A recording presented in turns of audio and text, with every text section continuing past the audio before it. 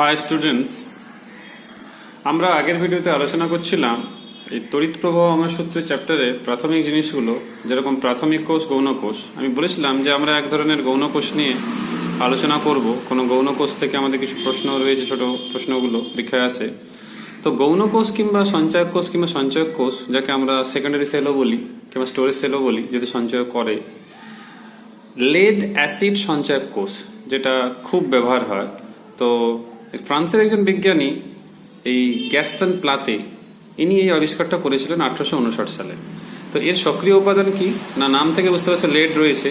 তাহলে lead dioxide, এটা হচ্ছে ধনাত্মক তড়িৎদ্বার, মানে তোমাদের যেটা অ্যানোড বলো। আর ফাঁপা ও নরম ধাতব লেড আছে, সেটা হচ্ছে ঋণাত্মক তড়িৎদ্বার। আর 1.25 আপেক্ষিক গুরুত্বে লঘু H2SO4 তড়িৎ বিশ্লেষ্য পদার্থ হিসেবে ব্যবহার হয়। কোষের তড়িৎচালক বলের মান যখন সম্পূর্ণ তাকে চার্জিং করে দেওয়া হয়, তখন যখন তড়িৎকরণ জাস্ট শুরু হচ্ছে, সেই মুহূর্তে তড়িৎচালক বলের মান হয় 2.2 ভোল্ট। আর অল্প সময়ের পরেই স্বাভাবিকভাবে মানটা কমবে, তাহলে অল্প সময়ের পরেই সেই মানটা দাঁড়ায় 2 ভোল্ট। আর অনেকটা সময় যদি পরপর টানা ব্যবহার করা হয়, তখন অবশেষে ক্ষরণ সম্পূর্ণ হওয়া অবধি তড়িৎচালক যে বলের মান থাকে, সেটা 2 থেকে 1.8 ভোল্টে নেমে আসে। তাহলে কোষটা সম্পূর্ণ আহিত হয়েছে কিনা, কিংবা কার্যকর অবস্থায় আছে কিনা, কিংবা সম্পূর্ণ ক্ষরিত হয়েছে কিনা, তা বোঝার জন্য বহির্বর্তনীতে যদি আমরা একটা ভোল্টমিটার লাগিয়ে নিই আর কোষের তড়িৎচালক বল যদি মেপে নিই, তাহলেই কিন্তু সুন্দর আমরা ব্যাপারটা বুঝতে পারবো। কারণ 1.8 হয়েছে, তারপরে বুঝে যাবো সম্পূর্ণ ক্ষরণ হয়ে গেছে। এবারে প্রশ্ন হচ্ছে যে লঘু সালফারিক অ্যাসিডের, যেটা আমি আপেক্ষিক গুরুত্ব তোমাদের এক্ষুনি বললাম যে 1.25 থাকে, তাহলে এটা কি 1.25টা সর্বত্র কিংবা ব্যবহারের শুরু থেকে শেষ অবধি বজায় থাকে? তাহলে মনে রাখবে, ক্ষরণের সময় যে অ্যাসিডের খরচ হয়, তার ফলে সালফারিক অ্যাসিডের যে আপেক্ষিক গুরুত্ব, সেটা কিন্তু হ্রাস পেতে থাকে। তাহলে সম্পূর্ণ ক্ষরিত অবস্থায় আপেক্ষিক গুরুত্ব কমে কিন্তু 1.18 হয়। এটা এক্সপেক্টেড অবশ্য, কেন বার ব্যবহার হচ্ছে। তাহলে সম্পূর্ণ আহিত হওয়ার থেকে এই আপেক্ষিক গুরুত্ব যে 1.18 নেমে গেছিল, তারপরে আমি তাকে চার্জিং করলাম, তাহলে সে কি হবে, সে 1.18 থেকে আবার 1.25 এসে পৌঁছাবে। কিন্তু অ্যাসিডের যে আপেক্ষিক গুরুত্ব পরিমাপ করেও কোষের অবস্থা কিন্তু জানা যায়। ধরো 1.25 আছে, তাহলে তুমি বুঝতে পারবে এখন তাহলে ক্ষরণ শুরু হচ্ছে কিংবা শুরু হয়নি, এরকম একটা ব্যাপার। আর দেখা গেল 1.18 হয়ে গেছে, তাহলে সম্পূর্ণ ক্ষরণ হয়ে গেছে। তাহলে এটা সুবিধা আছে। পরের প্রশ্ন হচ্ছে, এই ধরনের কোষ ব্যবহার করে আমরা কি স্থির আর উচ্চমানের তড়িৎ প্রবাহ পেতে পারি? অবশ্যই। মনে রাখবে, এই ধরনের কোষের অভ্যন্তরীণ রোধ কিন্তু খুব কম, অর্থাৎ তড়িৎ প্রবাহ প্রায় বিনা রেজিস্ট্যান্স কিংবা বিনা বাধায় কোষের মধ্য দিয়ে যেতে পারে। পরীক্ষাতে একটা প্রশ্ন আছে যে একটা সমান তড়িৎচালক বলে একটা প্রাথমিক কোষ আর একটা গৌণ কোষ নেওয়া হলো, কে বেশি উচ্চমানের তড়িৎ প্রবাহ দিতে পারবে? অবশ্যই একটা গৌণ কোষ, কারণ বাধা এই ক্ষেত্রে কম। তাহলে মনে রাখবে তোমরা, যেহেতু অভ্যন্তরীণ রোধ কম, তাই এটা সম্ভব। আর এর সাহায্যে আমরা দীর্ঘক্ষণ পাওয়ার কিংবা সাপ্লাই পেতে পারি। ব্যবহার কি না, আমরা ব্যাকেলাইটের যে আয়তঘনাকার বাক্স হয়, সেখানে একাধিক পাত বসিয়ে এই লেড অ্যাসিড সঞ্চয়ক তৈরি করা হয়। তো তোমরা, আমি যেটা বলেছিলাম তোমাদের, এই যে বাস, লরি, মোটর গাড়ি, সবগুলোতে বিভিন্ন মাপের ব্যবহার করা হয়। আমরা ঘরে যে ইনভার্টার ব্যবহার করি, এটাও কিন্তু তারই উদাহরণ। এছাড়া আরো বিভিন্ন কাজ রয়েছে, সে দোকানেও যে ইনভার্টার ব্যবহার করছে সেগুলো রয়েছে, এর থেকে বড় মাপেরও রয়েছে। আরেক ধরনের যেটা রয়েছে, মানে গৌণ কোষ কিংবা সঞ্চয়ক কোষ, সেটা হচ্ছে এই ক্ষারীয় সঞ্চয়ক কোষ। নাম থেকেই বুঝতে পারছো ক্ষারীয়, তার মানে সক্রিয় উপাদান চেঞ্জ হয়েছে। সক্রিয় উপাদান হচ্ছে লোহা, যেটাকে ঋণাত্মক প্লেট হিসেবে ব্যবহার করা হয়, আর নিকেল হাইড্রোক্সাইড, যেটা ধনাত্মক প্লেট হিসেবে ব্যবহার করা হয়, আর একটি ক্ষার, যেটা হচ্ছে কস্টিক পটাশ, তার দ্রবণ নেওয়া হয় তড়িৎ বিশ্লেষ্য পদার্থ হিসাবে। এই জন্য একে আমরা অনেক সময় নাইফও বলা হয়। কেন?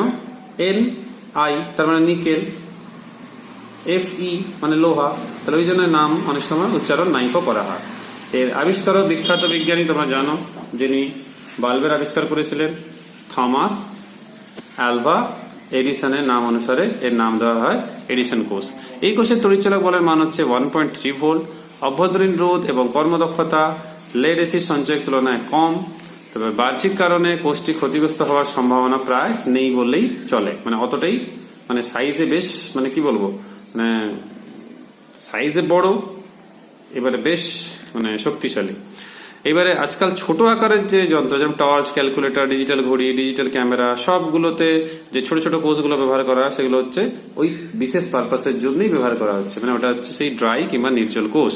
তো ছোট বহনযোগ্য চার্জারের মাধ্যমে এগুলোকে আহিত করে নেওয়া এবং তারপরে বিভিন্ন যন্ত্রে কাজে লাগানো হয়।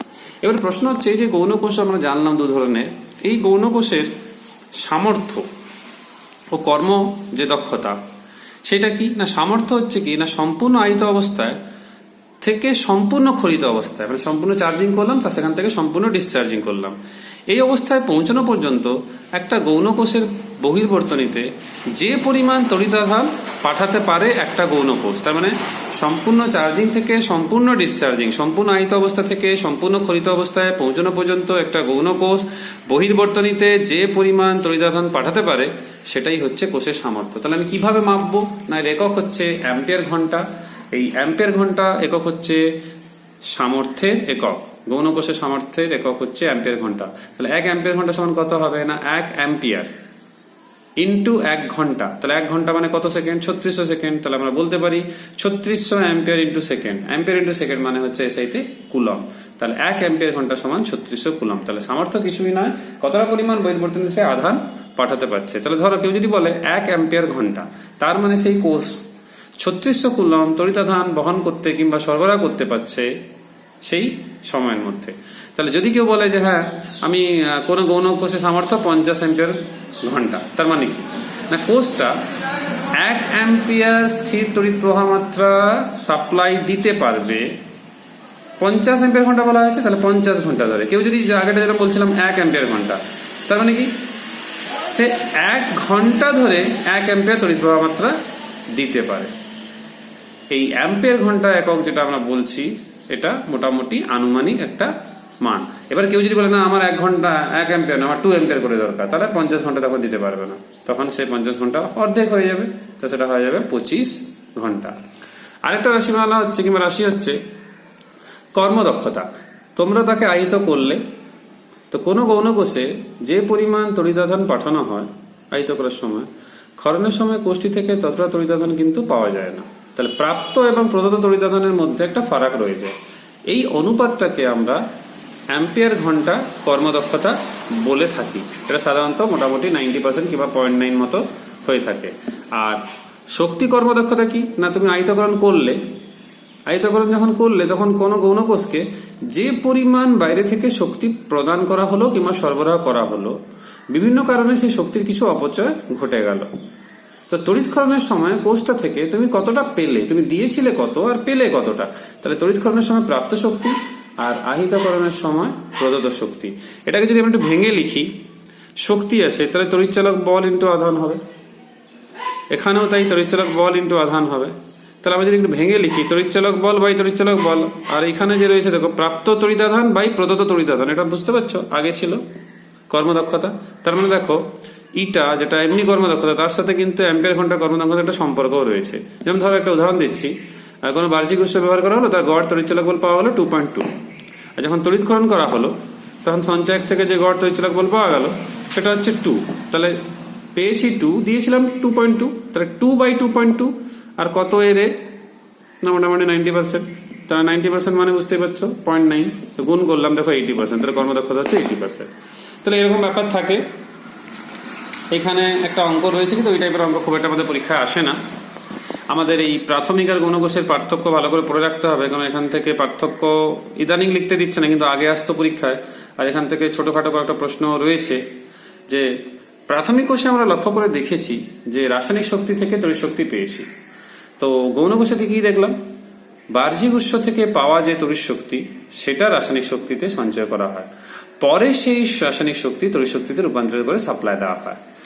প্রাথমিক কোষে কি দেখলাম, যে সক্রিয় উপাদানগুলো শেষ হয়ে গেল সেগুলোকে আর পাল্টানো যায় না, তাহলে নতুন আমাকে ব্যাটারি লাগাতে হবে কিংবা সক্রিয় উপাদানগুলোকে পাল্টে নতুন সক্রিয় উপাদান প্রবেশ করাতে হবে। তার মানে প্রক্রিয়াটা অপ্রত্যাবর্তক। কিন্তু গৌণ কোষের ক্ষেত্রে কি না, সক্রিয় উপাদানে ফিরিয়ে আনা সম্ভব, এই জন্য একে আমরা বলি কি না প্রত্যাবর্তক কোষ। প্রাথমিক কোষের অভ্যন্তরীণ রোধ কি না তুলনামূলকভাবে বেশি, তাই প্রবাহমাত্রা একটু কম দেয়, আর এই ক্ষেত্রে গৌণ কোষের ক্ষেত্রে রোধ অত্যন্ত কম। তাহলে উচ্চমানের প্রবাহ একটানা দীর্ঘক্ষণ প্রবাহ কিন্তু প্রাথমিক কোষ থেকে পাওয়া সম্ভব নয়, যেহেতু অভ্যন্তরীণ রোধ বেশি, বাধা বেশি। কিন্তু গৌণ কোষ থেকে উচ্চমানের প্রবাহ এবং একটানা কিংবা দীর্ঘক্ষণ সময় ধরে কিন্তু পাওয়া সম্ভব। লাস্ট পয়েন্ট হচ্ছে সাধারণত তড়িৎচালক বলের উৎস হিসাবে ব্যবহার করা হয় যে কোনো প্রাথমিক কোষকে। আর দ্বিতীয় যেটা রয়েছে গৌণ কোষ, সেটা কিন্তু তড়িৎচালক বলের উৎস নয়, সেটা তড়িৎ প্রবাহের উৎস হিসাবে কাজ করে বাধা কম থাকার জন্য। তাহলে পার্থক্যটা ভালো করে পড়বে। আর পরের আলোচনা আমাদের হচ্ছে যখন তড়িৎ প্রবাহ পাঠানো হয় কোনো পরিবাহের মধ্য দিয়ে কি কি ঘটনা ঘটে, এটা তোমরা দশম শ্রেণীতে পড়েছো। একটা হচ্ছে তাপীয় ফল, কারণ একটা পরিবাহী তারের মধ্য দিয়ে যখন আমরা কারেন্ট ফাটি সেটা উত্তপ্ত হয়ে যায়। একে লাগিয়ে আমরা অনেকগুলো কাজ করি, যেরকম ধরো আমরা বাল্ব জ্বালাচ্ছি, এটাও তো এরই একটা উদাহরণ তাপীয় ফলের। আলো পাচ্ছি কিন্তু তাপও পাচ্ছি। আবার ধরো ইলেকট্রিক ইস্ত্রি কিংবা কোনো হিটার, তোমার জল গরম করার যে হিটারগুলো দেখেছো সেগুলোর ক্ষেত্রে তাই আছে, তাপ শক্তি তো আমরা পাচ্ছি প্রবাহমাত্রা পাঠিয়ে। এরকম হতে পারে চৌম্বক বল হতে পারে, এটাও তোমরা দশম শ্রেণীতে পড়েছো।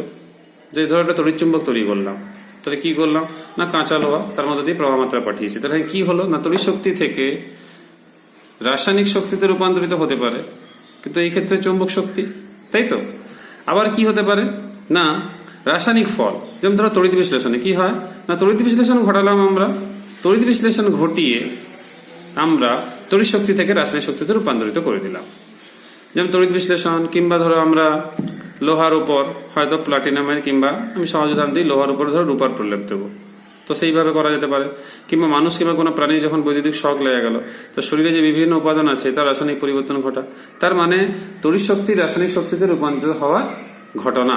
এরকম অনেক যন্ত্রপাতি রয়েছে যেখানে এই উদাহরণগুলো রয়ে থাকে। যেমন ধরো একটা বৈদ্যুতিক বাতি, সেখানে আলো শক্তিও পাই, তাপ শক্তিও পাই। ফ্যান কিংবা মোটর, এবারে সেটাকে চালিয়ে আমরা কি করতে পারছি না মোটরটাকে সেই যান্ত্রিক শক্তি পাওয়া যাচ্ছে। সেটা কিভাবে পাওয়া যাচ্ছে না হয়তো সেখানে চৌম্বক শক্তি থেকে পাওয়া যাচ্ছে। তো এরকম বিভিন্ন উদাহরণগুলো রয়েছে আমাদের যেটা পরের আলোচনা বিষয় সেটা হচ্ছে ওহমের সূত্র, যেটা তোমরা আগেও পড়েছো। আমি শুধু মনে করাচ্ছি, এগুলো না পড়ালেও হয় কারণ হচ্ছে তোমাদের সবই পড়া আছে, তবু একবার মনে করাচ্ছি।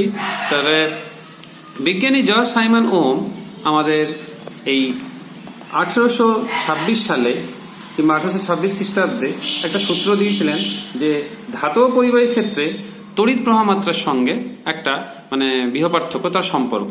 তো সূত্র ছিল উষ্ণতা এবং অন্যান্য ভৌত অবস্থা যদি স্থির কিংবা অপরিবর্তিত থাকে, তাহলে কোনো পরিবাহীর মধ্য দিয়ে যে পরিমাণ প্রবাহমাত্রা যায় সেটা তার দুই প্রান্তের বিভব-পার্থক্যের সমানুপাতিক হয়। তাহলে গাণিতিকভাবে আমরা কি বলতে পারি, যদি এই ছবিটা দেখে যদি বলি, তাহলে এ আর বি প্রান্ত, যদি এ প্রান্তের বিভব বেশি বি প্রান্তের বিভব কম ধরি, তাহলে বিভব পার্থক্য হবে VA মাইনাস VB। আর প্রবাহমাত্রা যদি আমি I ধরি, তাহলে সূত্র অনুসারে I সমানুপাতিক VA মাইনাস VB। তাহলে I ইকুয়ালস টু আমরা বলতে পারি যে এই যে VA মাইনাস VB, এটাকে এইভাবে লিখতে পারি, তাহলে VA minus VB by I সমান একটা ধ্রুবক। সেই ধ্রুবকটাকে আমরা ক্যাপিটাল আর কিংবা ক্যাপিটাল আর লিখি, সেই ক্যাপিটাল আর কে বলা হয় রেজিস্ট্যান্স কিংবা পরিবাহীর রোধ। তাহলে এখান থেকে আমরা গাণিতিক রূপটাও পেলাম আর এখান থেকে রোধও পেলাম। এবার পরিবাহী আরেক নাম আমরা রোধকও বলতে পারি। কিন্তু কোনো তড়িৎ বর্তনীতে রোধ সৃষ্টি করার জন্য যে পরিবাহী ব্যবহার করা হয় তাকেই সাধারণত আমরা যে কোনো পরিবাহী রোধক, কিন্তু কোনো বর্তনীতে আমি রোধ সৃষ্টি করার জন্য যাকে ব্যবহার করছি তখন পার্টিকুলারলি আমি তার নাম বলবো রেজিস্টার কিংবা রোধক। আবার রোধ শব্দটা অনেক ক্ষেত্রে রোধক অর্থে ব্যবহার কিন্তু হয়ে থাকে। তাহলে আমরা রোধ কি বলবো না গাণিতিকভাবে বলতে পারি কি না I equals to V by R, তার মানে কি বিভব পার্থক্য এবং প্রবাহমাত্রার অনুপাত, যদি ওহমের সূত্র লাগিয়ে বলি। আর যদি ফিজিক্যালি বলতে চাই তাহলে আমরা এরকম বলতে পারি, যে ধর্মের জন্য কোনো পরিবাহী ওর মধ্য দিয়ে তড়িৎ প্রবাহকে বাধা দেয়, মানে যেতে বাধা দেয়, তার মানে এটাও এক ধরনের বাধা বল। যেরকম তোমরা ঘর্ষণ কিংবা সান্দ্রতার ক্ষেত্রে দেখেছো, কিন্তু কনসেপশনটা সম্পূর্ণ আলাদা, এখানে প্রবাহমাত্রার ব্যাপার রয়েছে। তাহলে যে ধর্মের জন্য কোনো পরিবাহীর মধ্য দিয়ে তড়িৎ প্রবাহকে বাধা দেওয়া হয় সেই ধর্ম হচ্ছে পরিবাহীর রোধ। আর এই পরিবাহীর যে রোধ তার মান দুই প্রান্তের বিভব পার্থক্য ও প্রবাহমাত্রার অনুপাতের সঙ্গে সমান হয়, যেটা আমরা ওহমের সূত্রতে এক্ষুনি দেখেছি V by I equals to R। তো রোধের একক কি হবে না SI দিয়েই আমরা পড়বো যে R সমান ছিল V বাই I, তাহলে V এর একক কি 1 ভোল্ট আর কারেন্টের একক হচ্ছে 1 অ্যাম্পিয়ার, একে বলা হয় ওহম। তাহলে SI-তে আমাদের পরিবাহী রোধের একক হচ্ছে ওহম। একে সংজ্ঞা কিভাবে দেব, কোনো পরিবাহী দুই প্রান্তে 1 ভোল্ট বিভব পার্থক্য প্রয়োগ করার ফলে যদি তার মধ্য দিয়ে 1 অ্যাম্পিয়ার তড়িৎ মাত্রা কিংবা তড়িৎ প্রবাহমাত্রা প্রবাহিত হয় তখনই সেই পরিবাহী রোধকে 1 ওহম বলা হয়। এবারে গায়ে আমাদের যদি যেগুলো রোধ কিনতে পাওয়া যায়, ধরো আমরা গায়ে হয়তো লিখে রাখলাম, অবশ্য এখন ওই রকম গা লেখাও পাওয়া যায় ল্যাবরেটরি পারপাসের জন্য, নাহলে আমরা কালার কোড দেখেই বুঝি, সেটা পরে আলোচনা হবে। তাহলে 1 ohm equals to 1 volt by 1 ampere. তাহলে আমরা বলতে পারি 10 ওহম রোধ বিশিষ্ট একটু রোধককে শুধু 10 ওহম রোধ বললেও কোনো অসুবিধা নেই, ব্যাপারটা কিন্তু একই হচ্ছে। তাহলে ভিআই লেখচিত্রটা কেমন হবে? তোমরা সবচেয়ে প্রথমে যে ডায়াগ্রামটা দেখছো সেটা হচ্ছে ওহমীয় পরিবাহীর ক্ষেত্রে, মানে যে পরিবাহী ওহমের সূত্র মেনে চলে, মানে ভি সমানুপাতিক আই। তোমরা ছবি দেখেই বুঝতে পারছো সমানুপাতিক আছে, কিন্তু এইখানে লক্ষ্য করে দেখবে রৈখিক ছিল, তারপরে কিন্তু বেঁকে গেছে। তার এটাও লক্ষ্য করে দেখো, যেটা ডায়োডের ক্ষেত্রে রয়েছে সেটাও কিন্তু দেখো একেবারে রৈখিক নয়, অরৈখিক। তার মানে আমি এটা বলতে চাইছি, তড়িৎ বিশ্লেষ্য পদার্থ, অর্ধপরিবাহী, বায়ুশূন্য নল, এরকম অনেকগুলো উদাহরণ রয়েছে। সে বাল্বের ক্ষেত্রেও তাই, যারা ওহমের সূত্র মেনে চলে না, যারা এই ভি সমানুপাতিক আই সম্পর্কটা মেনে চলে না, তাদেরকে আমরা অওহমীয় পরিবাহী বলি, আর ওদের এই লেখচিত্রকে কিংবা সম্পর্ককে আমরা অরৈখিক গ্রাফ কিংবা অরৈখিক সম্পর্ক বলে থাকি। যেমন তোমরা এখানেও এক্সাম্পলে দেখতে পাচ্ছ, এটা একেবারে কিন্তু ওহমের সূত্র কিন্তু মানছে না, তাই না? তার মানে এখানে আমরা আবার পরিষ্কার হলাম যে এরকম ডায়াগ্রাম থাকছে। এটা কিন্তু অবশ্য নর্মাল ডায়োডের জন্য নয়, এটা গ্যালিয়াম আর্সেনাইডের জন্য ডায়াগ্রামটা রয়েছে, বিভিন্ন অঞ্চলে ভাগ হয়ে গেছে। লক্ষ্য করে দেখতে পাচ্ছ প্রথমের দিকে একটু মানছিল, তারপরে কিন্তু আর মানছে না। তো এরকম বিভিন্ন উদাহরণ রয়েছে, তোমাদের বেশি না পড়লে হবে, একটু আইডিয়া থাকলেই হবে যে ওহমীয় অওহমীয় পরিবাহী কি, এটাও তোমরা ক্লাস 10-এ পড়েছো। এবারে প্রশ্ন হচ্ছে, আমাদের এই তড়িৎ যে সম্পর্কিত অনেকগুলো ভৌত রাশি রয়েছে, যেরকম ধরো তড়িৎ আধান, যেটা আমি বলেছি যে এসআইতে কুলম থাকে, আমাদের আধান একক, স্থিরতড়িৎ আমরা পড়েছি, আমরা এএসইউ আধানও পড়েছি। তো এই সম্পর্কগুলো ফার্স্ট চ্যাপ্টারে ছিল, আমি শুধু মনে করাচ্ছি। 1 কুলম সমান 3 × 10⁹ এএসইউ। ইলেকট্রনের আধান মনে করে দেখো, আমরা তড়িৎ আধানের সংরক্ষণ নীতি পড়েছি, কোয়ান্টাম নীতি পড়েছি, সেখানে সিজিএস এর মানটাও ছিল 4.8 × 10⁻⁻10, আর এসআইতে ছিল 1.6 × 10⁻⁹19। তাহলে সিজিএস এসআই সম্পর্কটাও আমাদের কাজে লাগবে। প্রবাহমাত্রা তোমরা জানো অ্যাম্পিয়ার, কিন্তু অ্যাম্পিয়ার তো বড় একক হচ্ছে, আমাদের ব্যবহারিক ক্ষেত্রে ছোট একক বেশি লাগে। তাহলে মিলি অ্যাম্পিয়ার, মাইক্রো অ্যাম্পিয়ার খুব কাজে লাগবে। মিলি অ্যাম্পিয়ার মানে 10⁻³ নামের মধ্যে মিলি আছে, তাই 10⁻³ গুণ হয়েছে। মাইক্রো অ্যাম্পিয়ার যখন বলা হবে তখন স্বাভাবিকভাবে 10⁻6 গুণ হবে, যখন ন্যানো অ্যাম্পিয়ার বলা হবে তখন 10⁻৯ গুণ হবে। তাহলে ব্যবহারিক ক্ষেত্রে আমরা অনেকগুলো ছোট ছোট এককগুলো লাগে। এবারে আমরা যেটা সিজিএস, যেটা আমরা ভুলে যাই কিংবা অনেকেরই জানা নেই, সিজিএস এই অ্যাম্পিয়ারটা একক আমরা বলি স্ট্যাট অ্যাম্পিয়ার, কিংবা ইএসইউ প্রবাহমাত্রা আমরা বলে থাকি। তো আরেকটা একক হচ্ছে, আচ্ছা এটা মনে রাখবে, 1 অ্যাম্পিয়ার ইকুয়ালস টু 3 × 10⁹ ইএসইউ। কি করে না, এর ভিত্তিতেই লেখা হয়। কুলম সমান 3 × 10⁹, তাহলে 1 অ্যাম্পিয়ার 3 × 10⁹ ইএসইউ প্রবাহমাত্রা। আর ইলেকট্রোম্যাগনেটিক একক যখন হবে তখন 1 ইএমই প্রবাহমাত্রা, তো সেটা হচ্ছে 10 অ্যাম্পিয়ার। কারণ 3 × 10⁻10 ইএসইউ রয়েছে এখানে, আর 3 × 10⁹ মানেই তো অ্যাম্পিয়ার। তাহলে কটা ফারাক হচ্ছে? একটা শূন্যের ফারাক, তো একটা শূন্য ফারাক মানে একটা শূন্য এসছে, তাই তো? আর এইখানে দেখবে একটা সি দিয়ে গুণ করা আছে, ওই সিটা কিন্তু আলোর বেগ, মানে তড়িৎ চুম্বকীয় এককের ক্ষেত্রে ওই সিটা লাগে কিংবা গুণ হয়। মানে 1 ইউএম যে প্রবাহমাত্রা, তার মানে একটা আলোর বেগ থাকবে, তার সাথে ইলেকট্রনের যে আধান সেটা সিজিএস প্রক্রিয়াতে থাকবে। তো এটা মনে রাখবে। বিভব পার্থক্যের একক তোমরা জানো ভোল্ট হয়, কিন্তু ছোট এককগুলো আমাদের খুব কাজে লাগে, যেরকম ধরো মিলি ভোল্ট। আবার বড় এককও লাগে কিলো ভোল্ট, যেখানে বেশি বিভব পার্থক্য প্রয়োগ করতে, যেরকম এক্স রে তৈরির সময় কিলো ভোল্ট, তার মানে 1000 দিয়ে গুণ হবে। মিলি তার 10⁻³ দিয়ে গুণ হবে। সিজিএস এর ক্ষেত্রে তোমরা তড়িৎ বিভব চ্যাপ্টারে পড়েছো, 3rd চ্যাপ্টারে, যে 1 ইএসইউ বিভব ইকুয়ালস টু 300 ভোল্ট। ইএমই ক্ষেত্রে কি হবে না, 1/3 × 10⁻10 ইএসইউ বিভব। আর রোধের সম্বন্ধে তো বলাই হয়েছে এককগুলো, কিন্তু রোধ যে শুধু ওহম এককে ব্যবহার হবে তা না, বড় প্রয়োজন হতে পারে। 10⁻³ মানে কিলো ওহম, তারপরে মেগা ওহমও লাগতে পারে। তাহলে এরকম এখান থেকে আমরা ওহমের সম্পর্কে কি হবে, তাহলে 1 ভোল্ট বাই 1 অ্যাম্পিয়ার, তোমরা পড়েছো এটা। তাহলে এখান থেকে আমরা সিজিএস এর মানগুলো বসালে কত আসছে না, 1.1 × 10⁻12 ইএসইউ রোধ। ইএমই যখন করবো তাহলে 1 ইউএমই রোধ আর 1 ইউএমই প্রবাহমাত্রা, তাহলে 1 ইউএমই রোধ মানে 10⁻8 আর 1 ইউএমই প্রবাহমাত্রা মানে 10 অ্যাম্পিয়ার। তাহলে কাটাকাটি ধরে 10⁻9 থাকে, কিন্তু এটা খুব কমই আসে। এবারে এখানে কয়েকটা আন্তর্জাতিক সংজ্ঞা রয়েছে অ্যাম্পিয়ার, ভোল্ট আর ওহমে, যেটা তোমরা পড়েওছো সেই ক্লাস 10-এ, কিন্তু না পড়লেও হবে, কারণ আন্তর্জাতিক সংজ্ঞা আমাদের পরীক্ষাতে ওরকম কোনো প্রশ্ন কোনোদিনই আসেনি। কিন্তু এই পার্টটা পড়তে হবে আমাদের, যে এসআইতে অ্যাম্পিয়ার যে প্রাথমিক একক, এটা তো স্বাভাবিকভাবে আমরা মাত্রা চ্যাপ্টারও পড়েছি 11-এ আর 9-এ। তা কিন্তু বাকি যতগুলো রয়েছে তড়িৎ বিজ্ঞানের যে এককগুলো সেগুলো সব হচ্ছে ডিরাইভড কিংবা লব্ধ একক। তাহলে অ্যাম্পিয়ার সংজ্ঞা জানা থাকলেই অন্য এককগুলো কিন্তু নির্ধারণ করা সম্ভব। যেমন ধরো কুলম্ব সমান কি না অ্যাম্পিয়ার ইন্টু সেকেন্ড, তাহলে ভোল্ট সমান কি হবে না জুল পার কুলম্ব, তাহলে ওহম সমান কি হবে না ভোল্ট পার অ্যাম্পিয়ার। তাহলে কোথা থেকে পেলো না ভি সমান আইআর, সে সমীকরণ লাগিয়ে কিন্তু আমরা এগুলো পেতে পারি। তা এগুলো একটু মাথায় রাখতে হবে আমাদের সবাইকেই। আর এর সাথে তোমাদের কয়েকটা জিনিস মাথায় রাখতে হবে যে পরিবাহীর যে রোধ বিভিন্ন জিনিসের উপর নির্ভর করে, এটা তোমরা ক্লাস 10-এ পড়েছো, আমি একটু ধরিয়ে দিচ্ছি তোমাদের।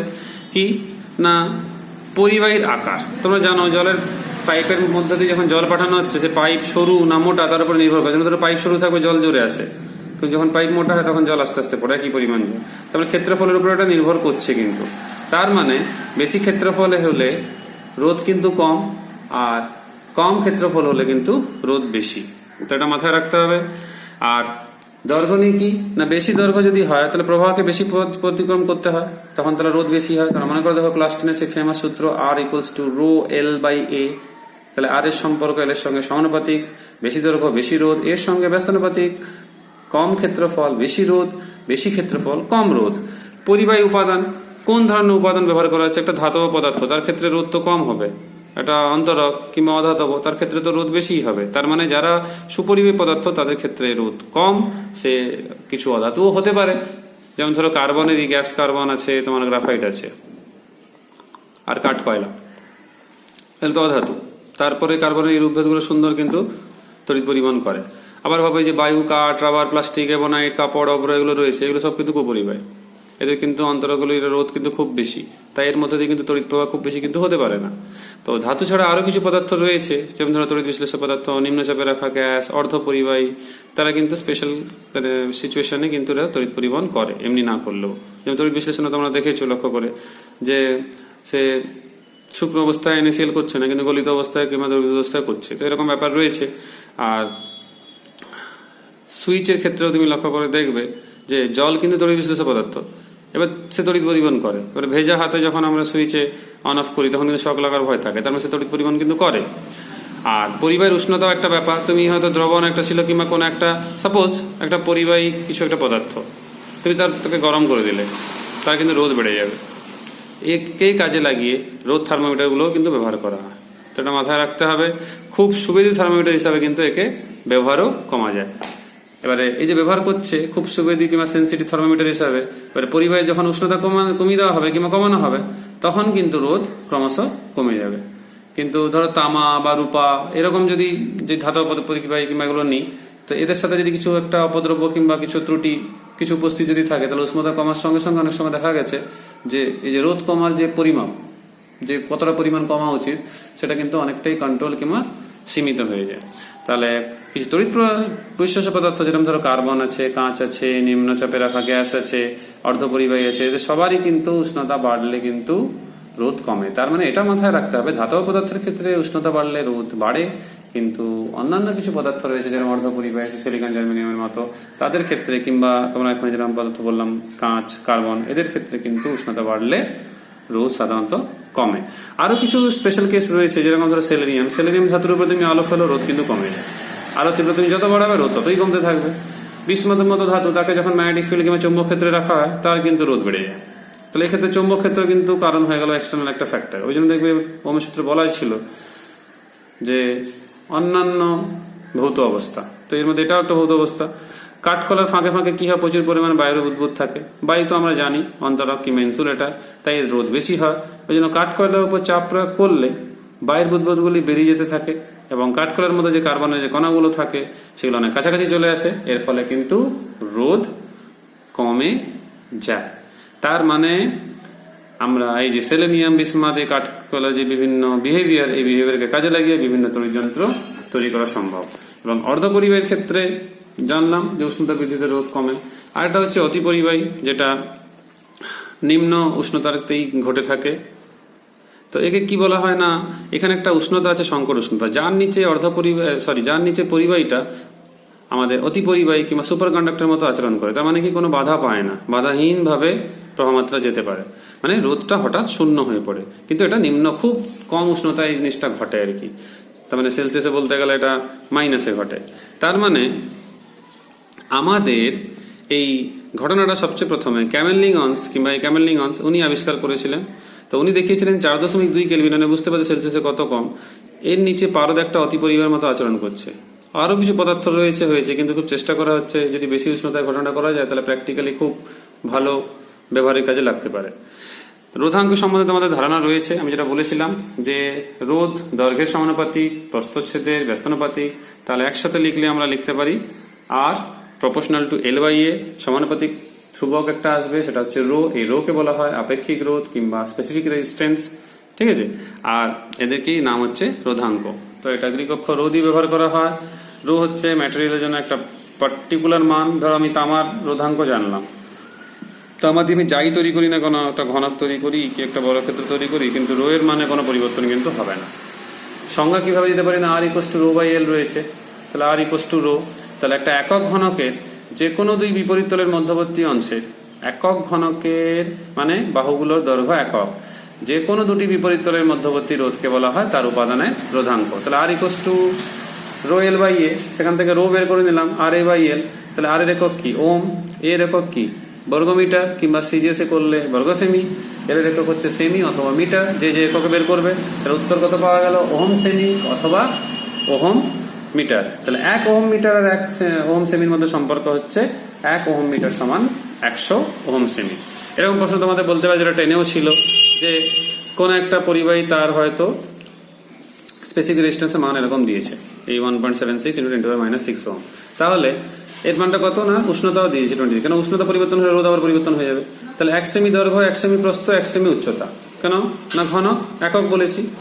তার যে কোনো দুই বিপরীত তলের মধ্যে, যে কোনো দুই, সে টপ বটম হতে পারে, লেফট রাইট হতে পারে, সাইডওয়েজ হতে পারে, তার মধ্যে রোধ হচ্ছে অত। তো এখানে একটা লিস্ট রয়েছে রোধের, মানে আপেক্ষিক রোধের।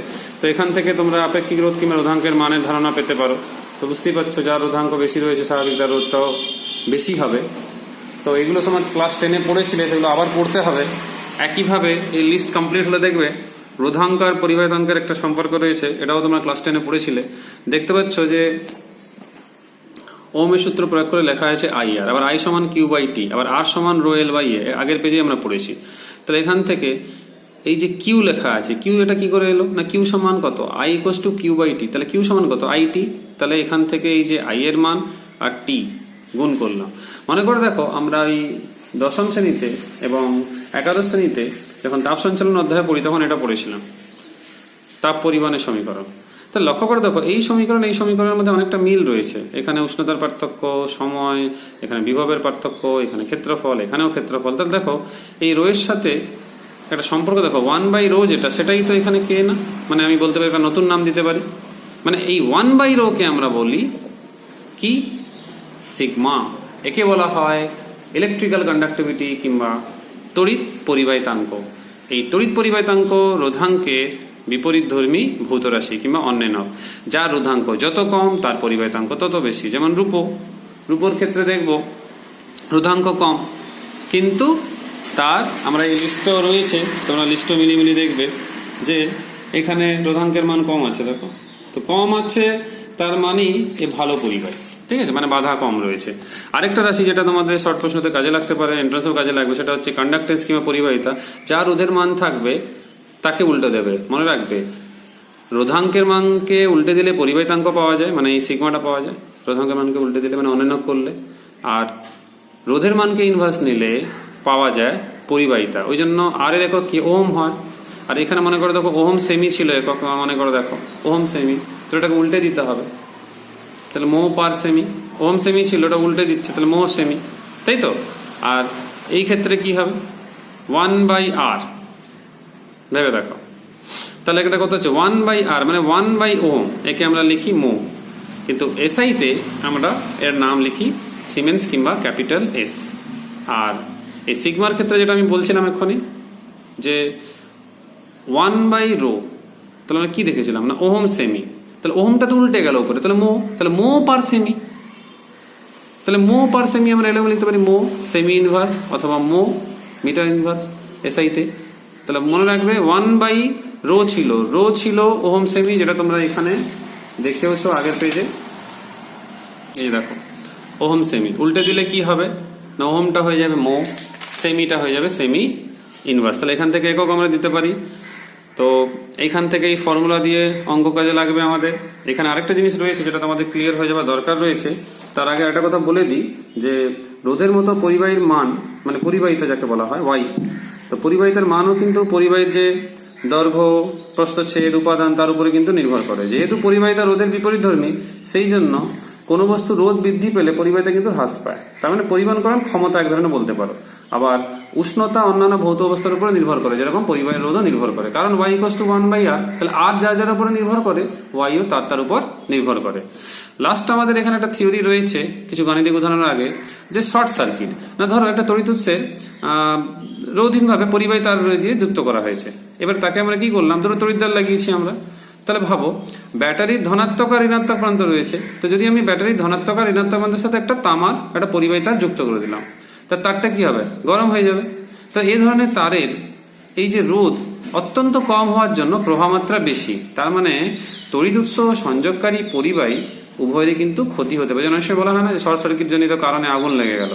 তো এর থেকে রক্ষা করার জন্য কি রক্ষা পাওয়ার জন্য ক্লাস 10 তোমরা পড়েছো, আমরা ফিউজ কিংবা এখন যেটা এমসিবি ব্যবহার করা হয়। তার মানে কিছুই না, শর্ট সার্কিট মানে হচ্ছে দুটো অপোজিট, ধরো পজিটিভ আর নেগেটিভ যে মেরুটা, দুটো তড়িৎদ্বারকে আমরা যদি একটা রোধহীন কোনো তার দিয়ে যুক্ত করে দিই তখনই শর্ট সার্কিট হয়ে থাকে। এখানে কিছু গাণিতিক উদাহরণ রয়েছে, এইবারে তোমাদের একটু খুব ভালো করে পড়ার দরকার রয়েছে। এখান থেকে এই 1 থেকে 7 অবধি তোমাদের দেখবে গাণিতিক উদাহরণ রয়েছে। তো খুব গুরুত্বপূর্ণ অঙ্ক রয়েছে, স্পেশালি 4-এর দাগে, 6-এর দাগে, 2-এর দাগে, এগুলো ভালো করে করবে। আমি বলবো 7টা অঙ্কই তোমরা ভালো করে পড়বে। এই অবধি থিওরি কমপ্লিট করো। বেশিরভাগই তো তোমাদের পুরনো থিওরি ছিল, এটা তাড়াতাড়ি কমপ্লিট করো। ওকে, বাই ফর নাও।